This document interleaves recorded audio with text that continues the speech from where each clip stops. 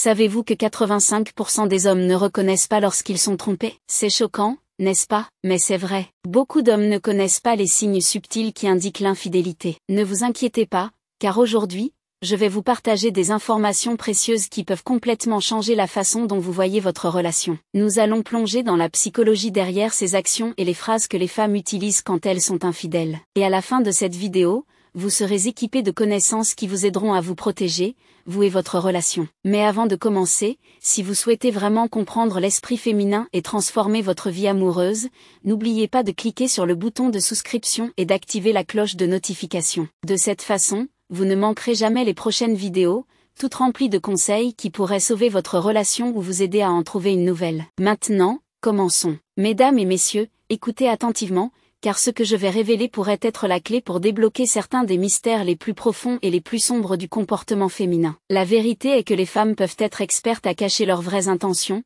surtout quand il s'agit de tromper. Mais comment le font-elles? Quels sont les signes que vous pourriez manquer? Avez-vous déjà entendu dire que les femmes sont des maîtres pour cacher leurs actions? Ce n'est pas qu'un mythe. En fait, les femmes sont souvent plus subtiles et stratégiques que les hommes quand il s'agit d'infidélité. Alors que beaucoup d'hommes peuvent laisser des indices sans même s'en rendre compte, les femmes tendent à être plus prudentes, parfois même à transformer la tromperie en une forme d'art. Mais ne perdez pas espoir, je vais vous aider à découvrir ces signes cachés. Aujourd'hui, je vais vous révéler les 6 mots-clés que chaque femme dit lorsqu'elle trompe, mais qui sont souvent ignorés par la plupart des hommes. Ce ne sont pas simplement des mots aléatoires. Ce sont des déclarations soigneusement choisies qui peuvent indiquer un détachement émotionnel, voire physique. Mais avant de passer à la première phrase, réfléchissez à ceci. Et si votre partenaire avait déjà prononcé certaines de ces phrases et que vous ne l'aviez même pas remarqué? Et si son comportement vous envoyait des signaux depuis tout ce temps? Cette information pourrait faire la différence entre vivre une illusion ou découvrir une vérité qui pourrait changer votre vie pour toujours. Alors, sans plus tarder, passons à la phrase numéro 1. Un tel me comprend si bien. Si votre partenaire commence à mentionner fréquemment une autre personne, surtout de manière positive et admirative, c'est quelque chose à noter. Quand elle dit « un tel me comprend si bien », cela peut sembler une simple observation au début. Après tout, nous avons tous des amis qui nous soutiennent et nous comprennent, n'est-ce pas? Mais il y a souvent plus que ce que l'on voit. Des phrases comme celle-ci peuvent signaler qu'elle commence à former une connexion émotionnelle avec cette personne. Et les liens émotionnels précèdent souvent les liens physiques. Il est important de reconnaître que l'infidélité ne commence pas toujours par une attraction physique. Elle peut débuter émotionnellement, avec votre partenaire se sentant compris ou réconforté par quelqu'un d'autre. Prenons un exemple, imaginez que votre partenaire est un collègue dont elle parle fréquemment. Au début, ce ne sont que de petites mentions, un tel au travail est si drôle, ou il m'a aidé avec ce projet aujourd'hui. Mais avec le temps, ces mentions deviennent plus fréquentes, et le ton devient plus admiratif. Si elle commence à vous comparer à cette autre personne ou à dire qu'il la comprend mieux que vous,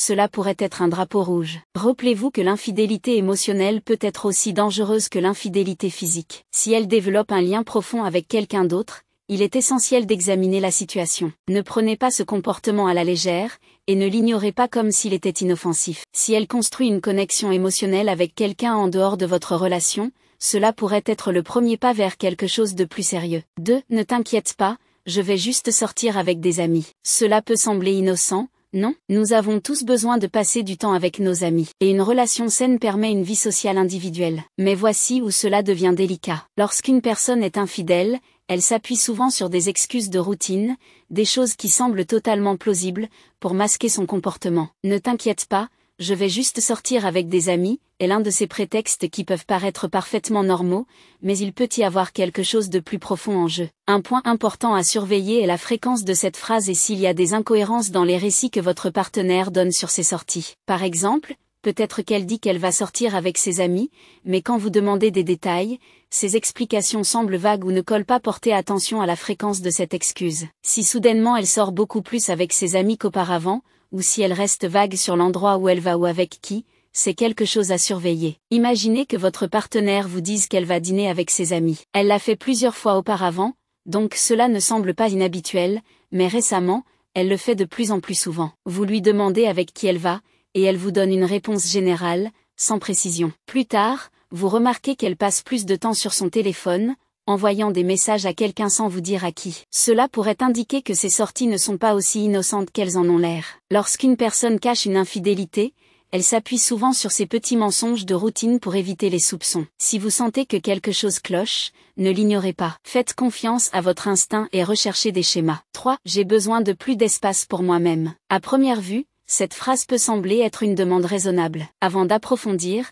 j'aimerais vous faire une annonce. Vous pouvez également me rejoindre sur ma chaîne WhatsApp, et vous avez très bien entendu, chaîne WhatsApp. J'ai créé cette chaîne WhatsApp au cas où on supprimerait cette chaîne YouTube, car j'avais une première chaîne qui s'appelait Achaké et on l'a supprimée en raison des contenus à caractère sexuel que je produisais. Donc rejoignez-moi là-bas. J'ai aussi créé une deuxième chaîne YouTube où j'aborde des sujets sur comment devenir un homme alpha. De toute façon, je mettrai les liens dans la description. Merci, allons-y. Après tout, tout le monde a besoin d'espace pour le développement personnel, n'est-ce pas? Mais c'est ici que ça devient compliqué. Si votre partenaire demande plus d'espace, cela pourrait être une tentative de créer de la distance dans la relation. Bien sûr, avoir besoin de temps pour soi-même ne signifie pas automatiquement que quelque chose ne va pas, mais dans certaines situations, cela peut être utilisé pour passer plus de temps avec quelqu'un d'autre. Quand ce désir d'espace conduit à une distance émotionnelle ou physique entre vous deux, c'est le moment de faire attention. Une relation saine doit avoir un équilibre entre l'indépendance et l'unité. Mais si le besoin d'espace de votre partenaire se transforme en longue période de temps séparés,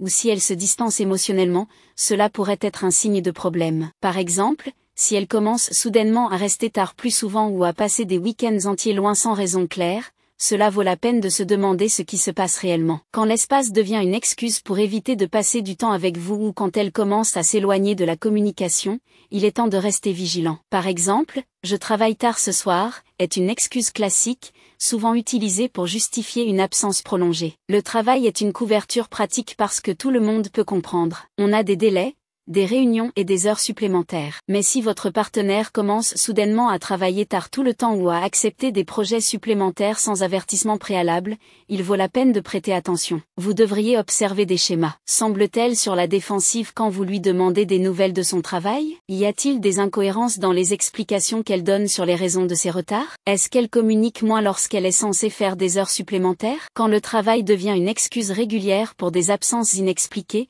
il est important de creuser plus profondément. Si elle ne vous donne pas de réponse claire ou si vous avez l'impression qu'elle évite vos questions, c'est un signal d'alarme. Faites attention à sa réaction lorsque vous demandez des détails sur son temps et si ses explications tiennent la route. Je pense que nous avons besoin de temps à part, est une phrase qui signale souvent des problèmes dans une relation. Bien que certains couples puissent prendre des pauses pour travailler sur leurs problèmes, cette phrase peut aussi être utilisée pour justifier un éloignement de la relation sans la pression de l'engagement. Si votre partenaire propose soudainement de prendre du recul sans raison claire ou sans discussion sur les problèmes de la relation, cela pourrait être une manière d'explorer quelque chose en dehors de la relation. Soyez prudent si cette suggestion sort de nulle part. Si elle demande de l'espace ou du temps à part, il est important de comprendre toutes les raisons derrière cette demande. Cherche-t-elle vraiment à réfléchir sur la relation ou est-ce une opportunité de poursuivre quelque chose d'autre sans que vous soyez là? Tu mérites quelqu'un de mieux que moi, est une phrase qui peut être chargée émotionnellement. Elle porte souvent un sentiment de tristesse ou de regret,